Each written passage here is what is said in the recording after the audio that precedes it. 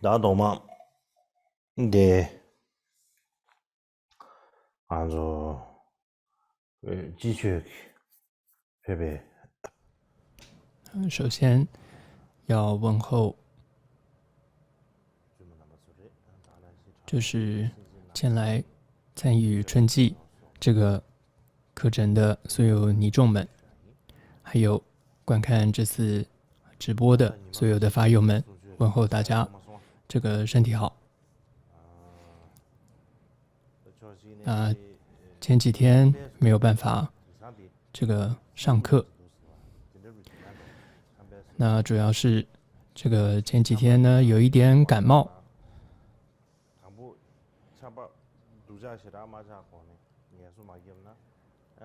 那如果说得了感冒，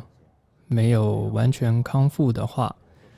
那么没有好好休息的话呢，可能会越来越不好，所以就还是多休息了几天。那么也花了这几天的时间呢，那么就写了这个五尊度母的仪轨。但是到现在呢，这个身体还没有完全的康复，但总之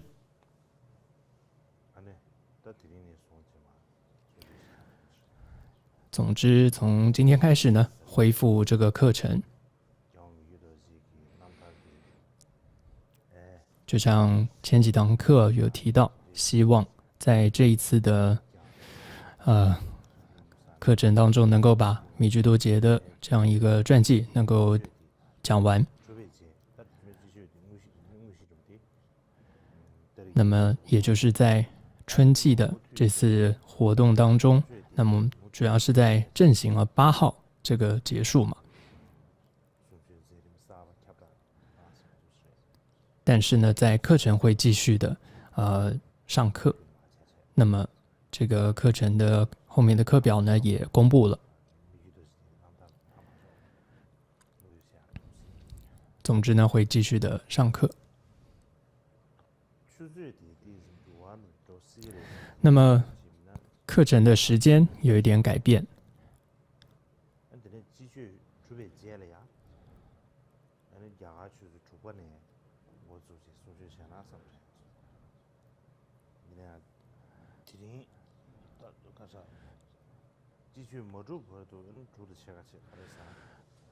就是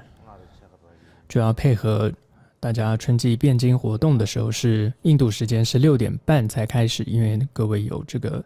僧众们他们有这个吃饭的时间。但是之后呢，春季辩经活动结束之后，可能就提早半小时开始。那总之呢，今天这个会讲解的是米觉多杰的这个传记当中的第26、27，还有第28个颂文。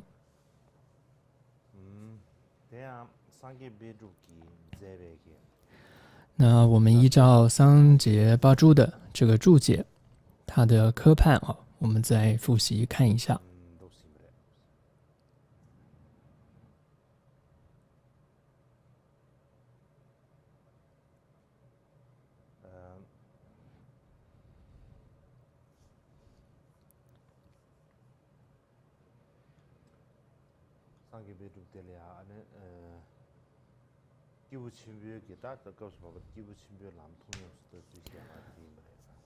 那我们现在讲到的是实践上士道之法，这里面呢分为3个部分，也就是动机、行动，还有学修2种菩提心学处。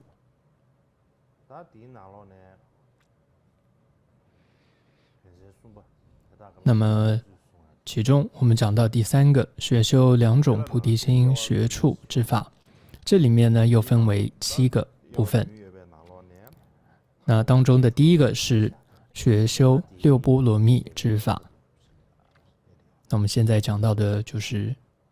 这个部分。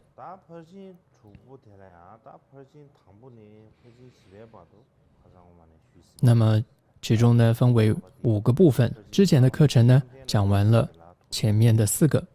那么现在讲到的是第5个禅定波罗蜜的部分，也就是学修禅定之法。这个主颂呢，就是心中所有未能归入善道之粗细烦恼，皆摄对治之错，除正等觉佛之因果，其有他事，须专心思虑。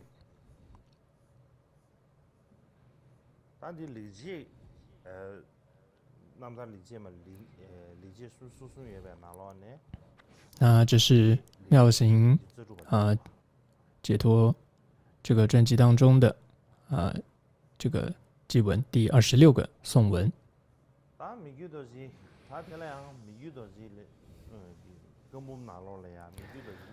首先呢，我们看米觉多杰教案集当中的其中一个著作叫《学习传记之教授》我们看一下这里面是怎么说的。那么首先就像之前提到过的，我们说断除这个所断，还有要升起这个对治，还有和彻底舍弃这种负障烦恼习气的这样的安忍还有精进就是要能够断除所断，升起对治，还有彻底消除烦恼习气的话，我们就需要安忍和精进。然而呢，光是做到这些还是不够的，光是仅有安忍和精进是不够的，我们还需要诸佛菩萨那样的禅定、陀罗尼，还有解脱门等等。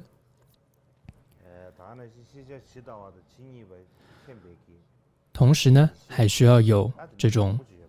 等住心这种就是能够远离各种这种对于一切所知进行如所有尽所有观察的妄念的这种等住心要具有。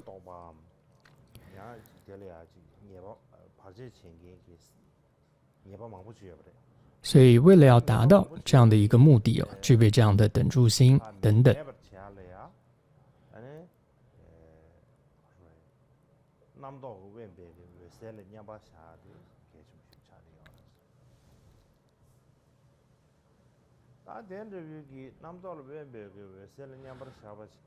我们就必须要安住在这种远离各种妄念的这样的光明的心性当中。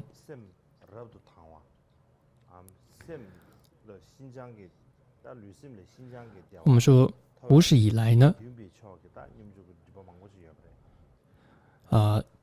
障碍我们的心安住在这样的一个光明当中的这种各种的这种相违是非常的多的。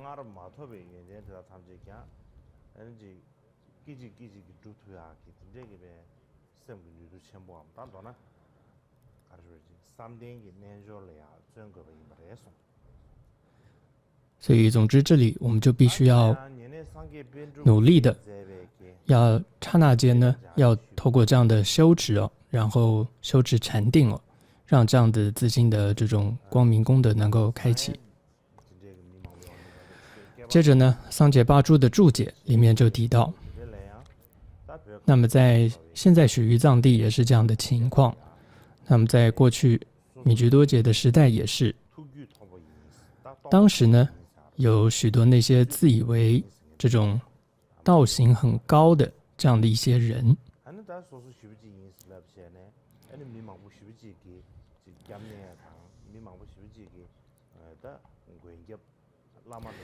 他们呢就可以说随便的就给予这种他人救护的这样一种承诺，就说他们就说我可以帮助别人，帮助你呢处理恐惧，他们就随便的做出这样的这些承诺。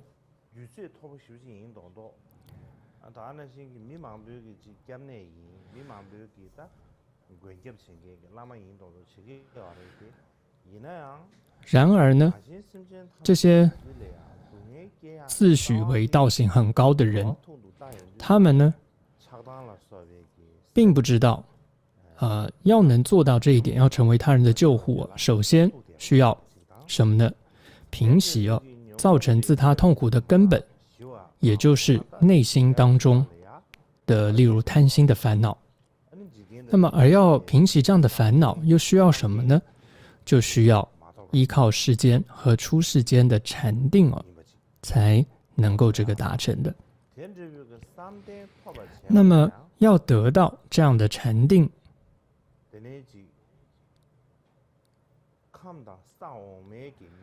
又需要什么呢？就需要精通这个下界、粗中细三种烦恼的这种对治法的善。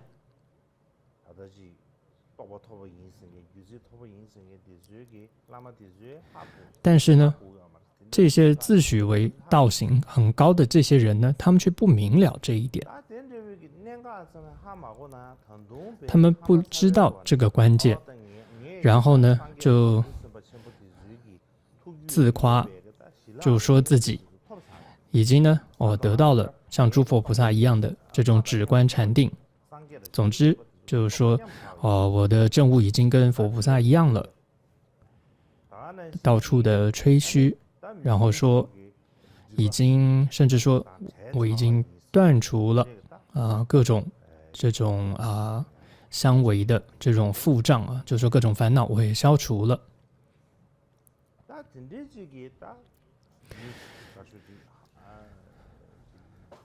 那么对于这些人呢，或者说对于这些对于充满了这些人的，在这样的一种这样一个情况当中米觉多杰是怎么样的呢？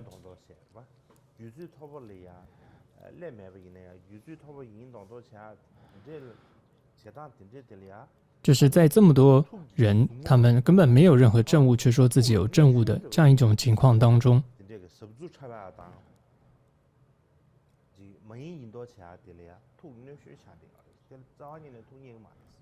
米觉多杰对于这种情况，他是特别感到痛心的，他是非常不喜欢这种情况的。为什么呢？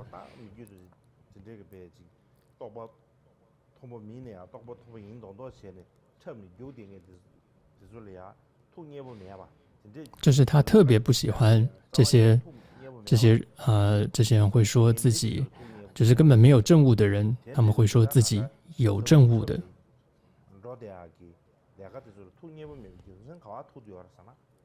原因是什么呢？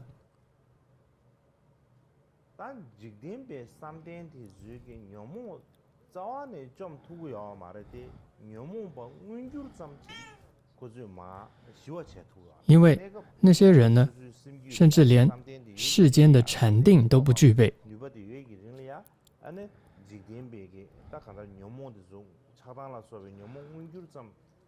所以他们这种粗分的烦恼也没有平息。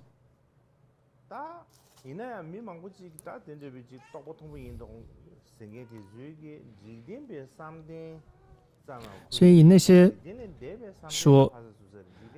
人，他们连世间的禅定根本都不具备，所以他们这些很粗分的烦恼也没有平息。然后他们既然还说已经具备了佛菩萨的那样子的禅定，或者具备了那样子的功德，装模作样的那样说着，那样根本是不可能的。为什么这么说呢？因为如果一个人他连可以说最明显的最粗分的那样的烦恼都没有办法处理得好，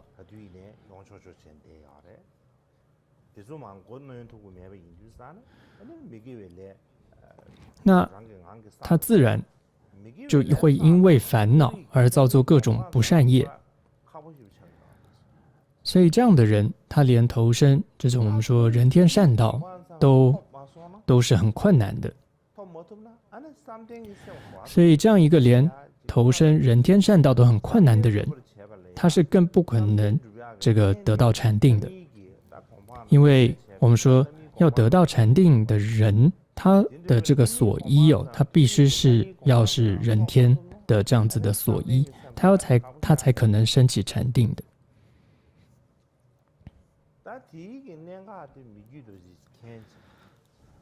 所以法王米居多杰知道了这样的一个关键，这样一个重点。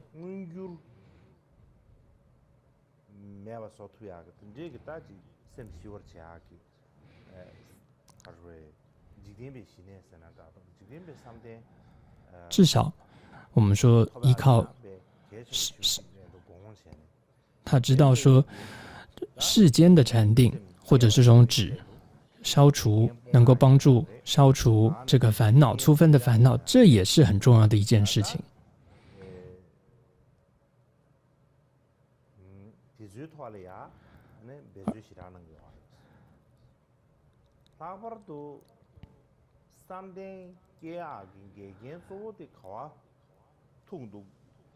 所以而这样禅定的升起就必须仰赖各种逆缘的断除，还有各种因缘条件的具备。那其中最主要的逆缘是什么呢？也就是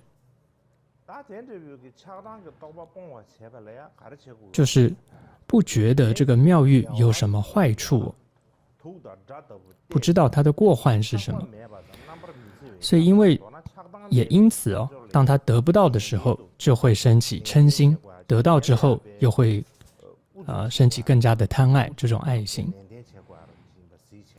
所以要断除贪嗔这样的烦恼妄念，米觉多杰就知道唯一的方法是什么，就是要将各种的妙欲的这种快乐视为毒药和敌人，这是很重要的。然后再去好好的做到无贪和无害这样的一种发心和行为。所以呢，法王米居多杰就对于各种障碍禅定的像七种妙欲害心、昏沉、掉举、懈怠等等，他随时都以正念、正知、不放逸、知惭知愧等等善行来作为对治，借此呢，完全的平息他心绪当中的这种恶心的这种染着。所以当时任何人见到米居多杰的时候，都感觉到这个米居多杰他就像是身披着一个惭愧之衣的这样的一个人，还有他好像随时身边都有这样一个结了戒一样，不受到任何世间八法，还有不被任何的私心的侵扰。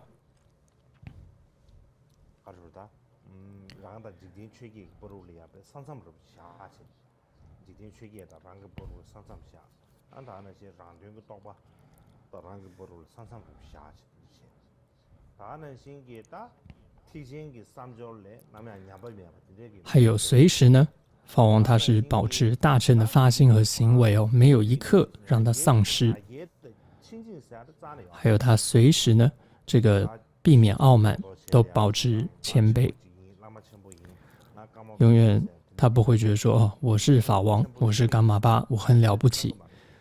他不会实现出这样的样子的，他从来不会也不会这样觉得。他随时都会和那些谦卑的人，还有和这个贪嗔烦恼很轻的人呢在一起。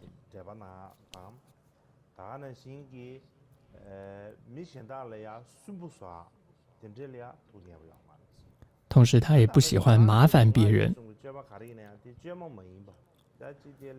还有他的身口意呢总是非常的自然，不造作。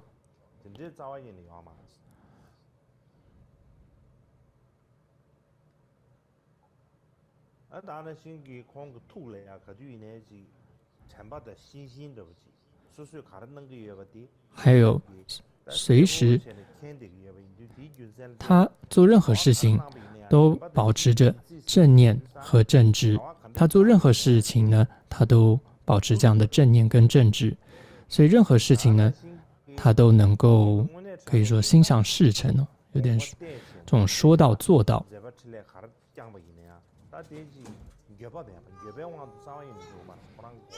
所以他任何事情呢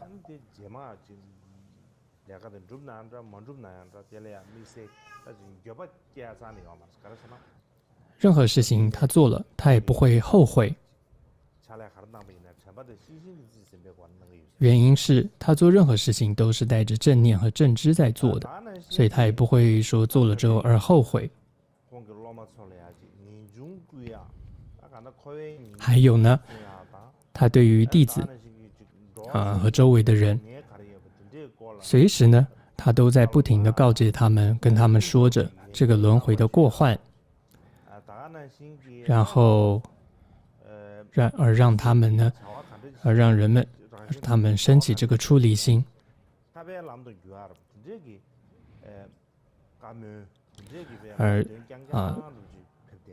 然后想尽办法呢，让一切作为都成为这个解脱道。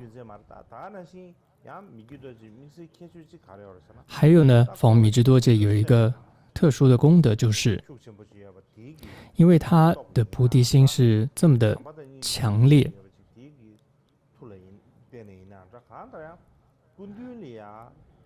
所以任何人呢，在他身边，无论时间多久，都不会感到这个疲累或者厌烦。不然像有的时候，我们有的时候在某个人身边待在一起太久，你会觉得很烦。你是说，哎，这在一起太久了，你觉得还是分开吧。但是呢，在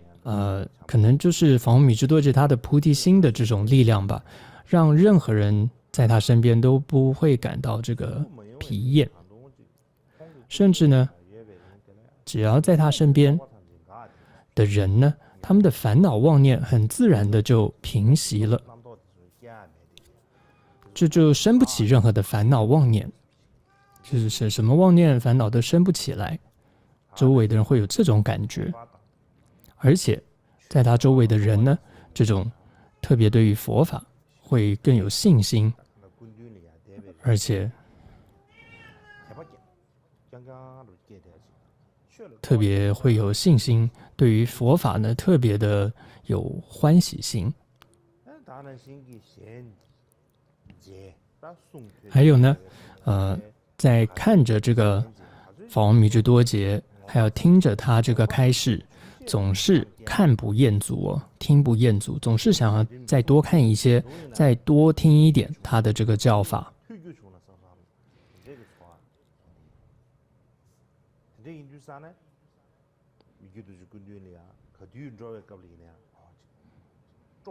所以呢，当时这些弟子们人们只要到法王的身边就会感到一种很欢喜的感觉。然后呢，他们只要离开他的身边，就会感到很难过。哎呀，怎么时间这么快就过了？就想说是不是可以再待久一点？怎么这么快就要离开了？然后就会感到这个很伤心跟难过。那米支多杰还有一个特点、特殊功德，就是就像过去祖师大德说的，就像大乘禅定的所缘就是菩提心那么就像过去祖师大德这样说的，在见到法王米支多杰的时候呢，也是这样子的，感觉他好像真的就是他的总是安住在这样一个不动摇的菩提心上是一样的，就像过去祖师大德说的那样子是一样的。见到法王米支多杰就感觉到他好像安住在这种不动的菩提心上。那么还有经典中说，我们说获得禅定就能够获得神通，但是呢，法王米支多杰呢，问他是不是也会实现这种各种神通呢？这时候我们看桑杰贝珠还有他的弟子们却说，他并没有实现各种神通，就是看起来呢，他跟一般的凡夫是一样的，甚至呢，他只示现出小资粮道的这样一个行者的修行者的样子，就只是一个出发心的行者的这样一修行者的样子。所以完全看起来他就是一个这样子一个普通的修行者，就是他从来没有实现任何的神通，就是这样一个修行者。所以呢，他完全不具备任何这种所谓上人的这种功德，就是那种特殊的有这种实现神通的很殊胜的这种功德没有。他外在看起来就是一个一般人，就像一个普通人、普通的行者，就是这样子，并没有特别地方，并没有能够飞天遁地哦，并没有这种特殊的神通的实现。他当然，法王密支多杰也不会装出各种那样的样子，也不会的。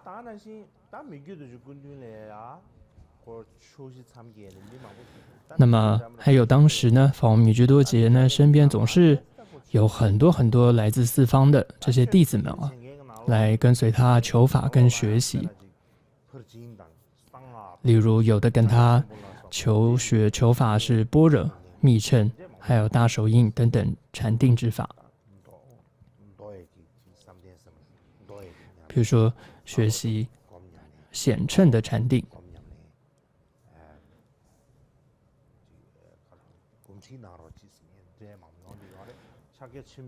那也有很多人是请求他教导大手印的禅法，或者请求他教导像之前谈到显称的这种禅定之法等等。但是无论是这些弟子请求说教导我大手印的禅法也好，或者说请求教导我们这个密乘的这种禅定禅法也好，但法王密支多杰呢，总是对于这些初学者的弟子们，给予他们的教学是什么呢？给予他们的禅定口诀呢？他总是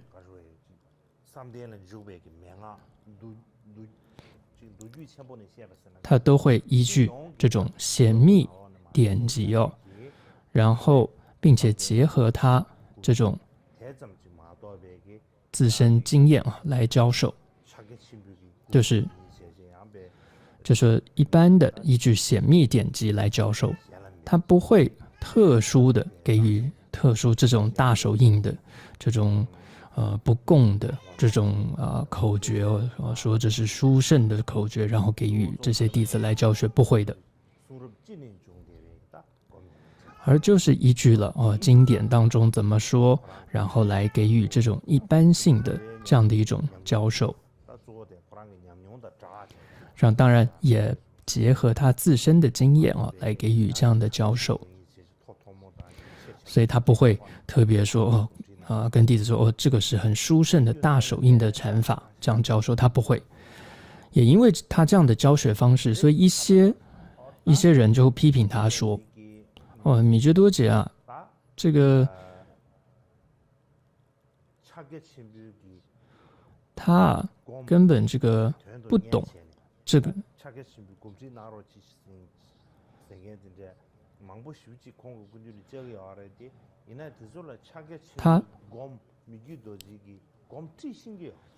他大概根本不懂怎么教授大手印。那么多人来跟他求授大手印，但他根本不懂怎么教授大手印。原因是什么呢？因为他呢没有跟随过具备证悟的上师，这种大手印的上师得到过这种确立见解的这种禅修指引。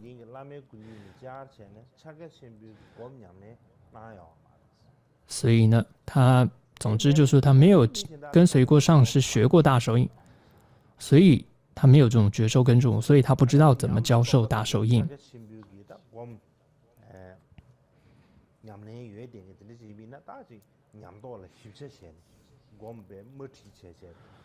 换句话说如果说一个有经验跟觉受证悟的人，他当然能够很仔细的很直接的指引弟子大手印，教授大手印。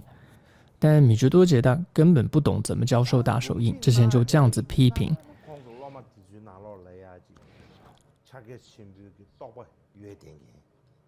所以呢，他的弟子当中，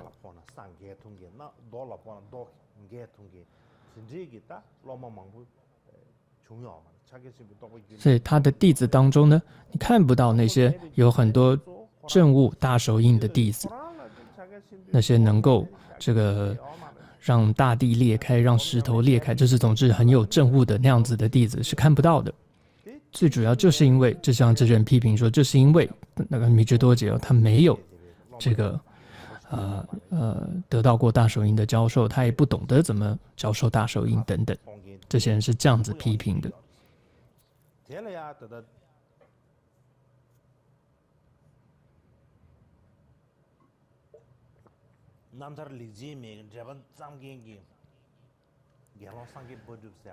那么针对这一点呢，这个比丘桑杰巴珠呢，他就解释道：你们说的呢也没有错。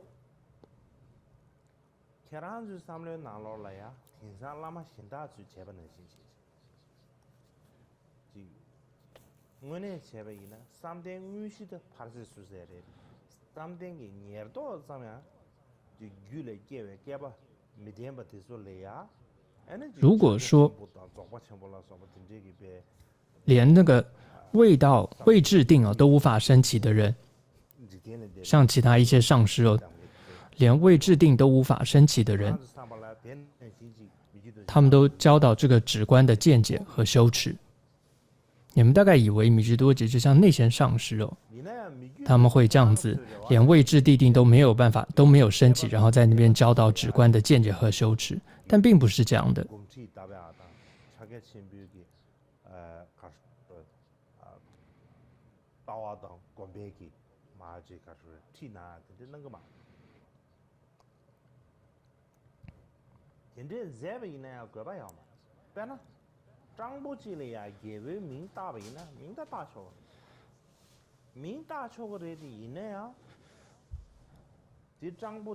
事实上，因为如果真是那样的话呢，那就如同将这个乞丐说成是国王一样了。事实上呢，谁都不会把一个乞丐认为是国王的，这样是没有任何用处的。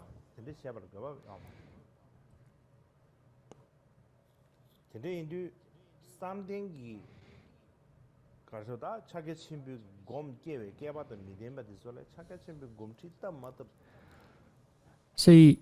根本一个不是大手印有这样根器或者福缘的人，对这样的人教不教大手印是根本没有任何是没有用处的，因为他根本还没有准备好。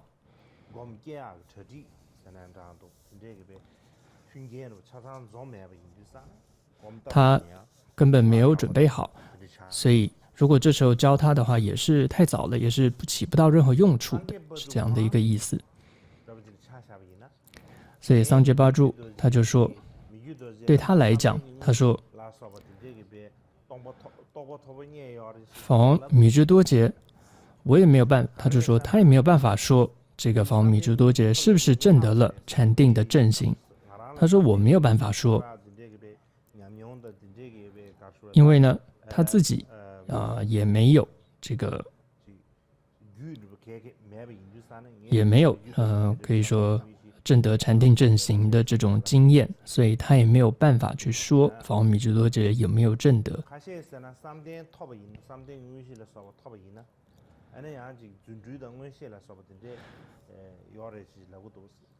那另外有一些人说，如果证得了禅定，真的证得了禅定，或者禅定的正行，就会有神通。但是呢，这个桑杰巴珠也说，我没看过法王米支多杰示现过任何这种神通。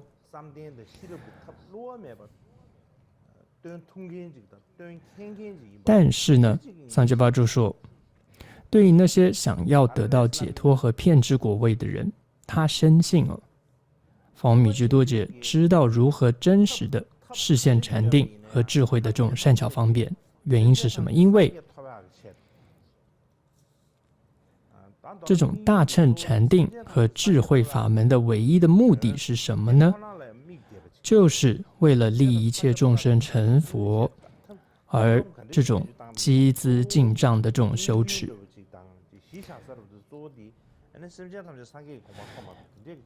因为这就是可以说大乘禅定或者说这样智慧法门，它的唯一的目的只有一个是什么？就是帮助一切众生成佛。而这样的一个修持，可以说所有法密居多劫的修持呢，早就已经是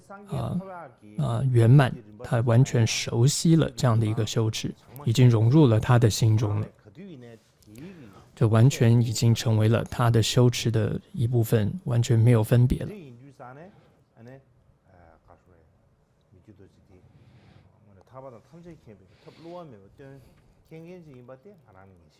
所以呢，桑杰巴珠他就说，他可以完全深信法密居多杰是一个能够真实的示现，告知弟子禅定和智慧的这样的善巧方便，具备这样善巧方便的一位大师。那么这就讲完了禅定那之后应该是智慧波罗蜜的部分，6度的第6个。但因为在这之前有讲到圣意菩提心，那在那之前已经说过了，所以呢，所以智慧这里就不多说了。那么接着呢，第2个科判第2个部分就是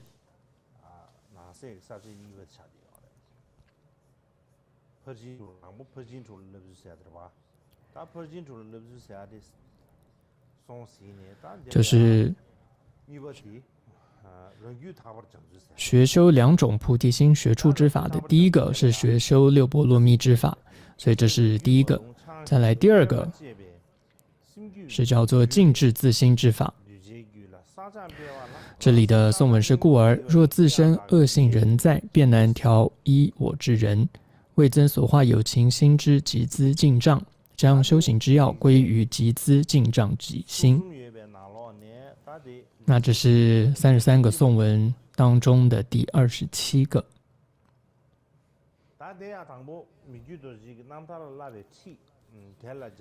那首先我们看一下法王密居多杰他写的教研集当中的这个学习传记之教授是怎么说的。那前面我们谈到了禅定这样的修持，那么在修持禅定这样的一个可以说菩提大道这样的一个旅程中，其中很重要的一点就是要认识出自他的一切过患是什么，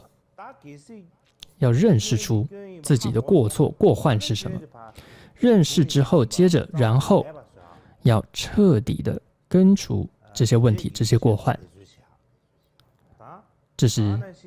要努力的地方。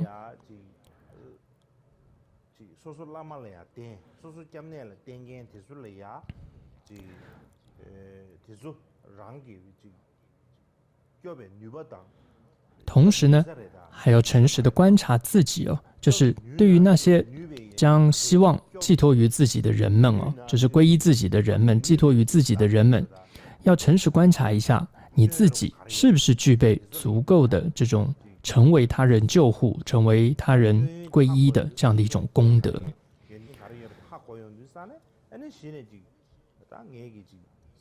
然后再去利益他人。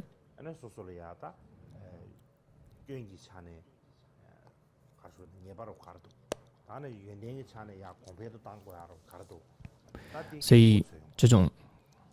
先诚实观察自己之后，才知道哪一些过患应该要改过，然后哪一些功德要让它增长，然后再去利益他人等等。同时呢，为了不要让自他所造作还有积聚的这些善业还有善功德坏事所以一定要随时的观察自己，然后随时记得要做回向，还有这个随喜，还有和清净的这种做这样的修持，所以要回向、随喜，还有清净，要做这样的修持。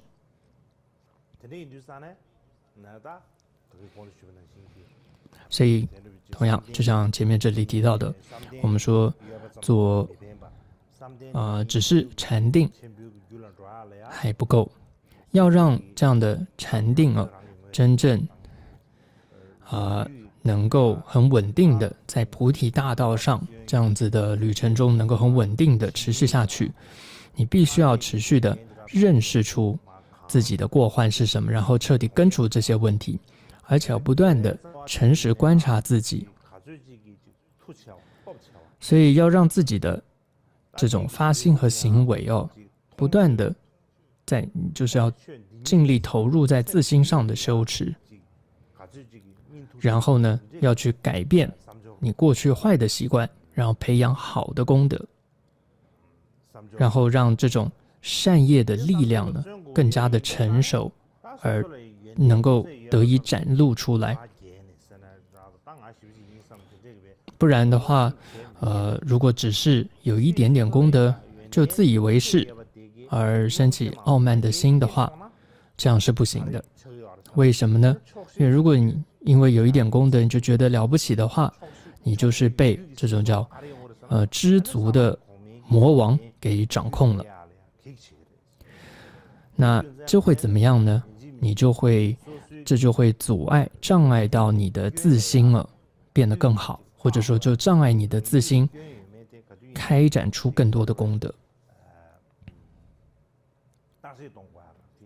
所以随时要记得，你在这样一个修持禅定还有菩提大道的旅程当中，记得随时都要观察自心。那接着我们看三节八珠的这个注解。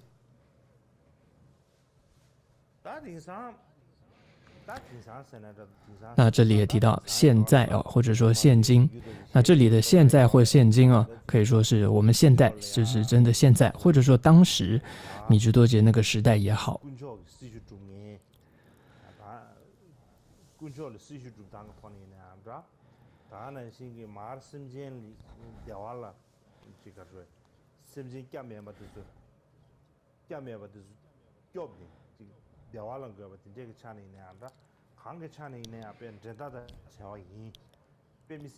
当时呢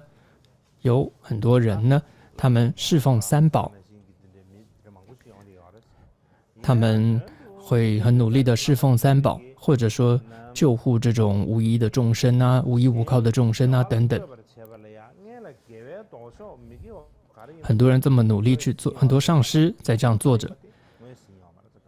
然而呢，这些人在教导他人行善，或者在他们行善的同时，他们对于这个善的相反是什么，也就是到底什么是不善，他们其实是搞不清楚的。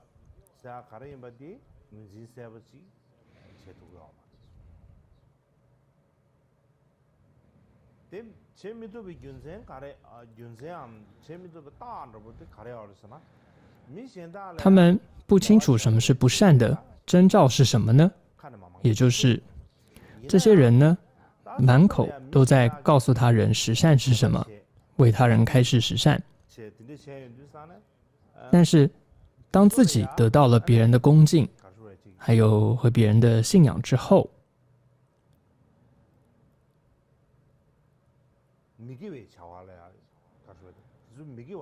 他呢却又让这个弟子们去行持不善。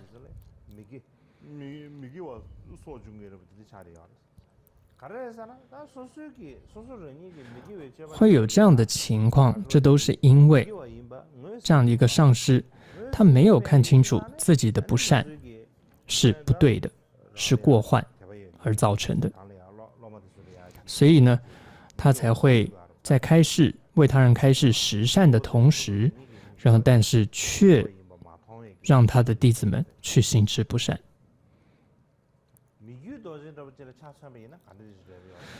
那么法王米居多杰当时他是怎么样在做修持的呢？他是怎么样的呢？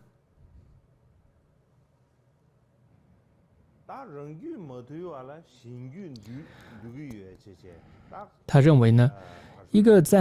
人如果还没有调服自心之前，就傲慢地说想要去调服他人，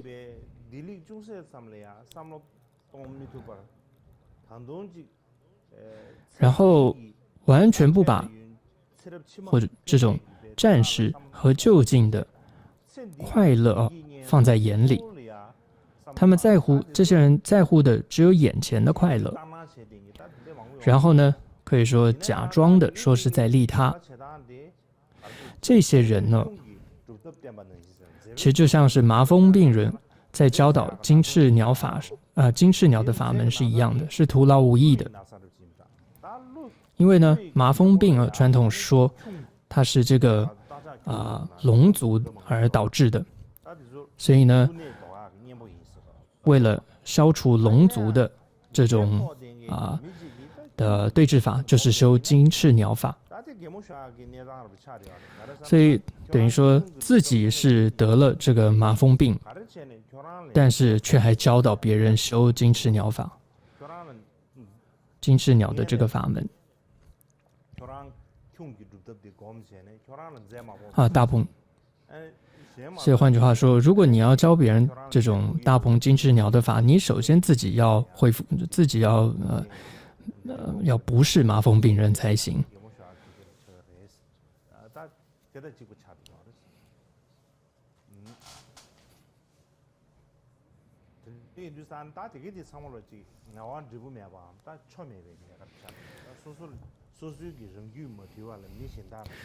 所以呢，对于这种自心没有调服，然后却想要去调服别人的人，方密之多杰这样做呢，其实是徒劳无益的，甚至是很好笑的。所以我想今天呢，大概就先讲到这里。身体也有一点不太舒服，所以就先讲到这里。那么我想之后课程中再接着讲。好。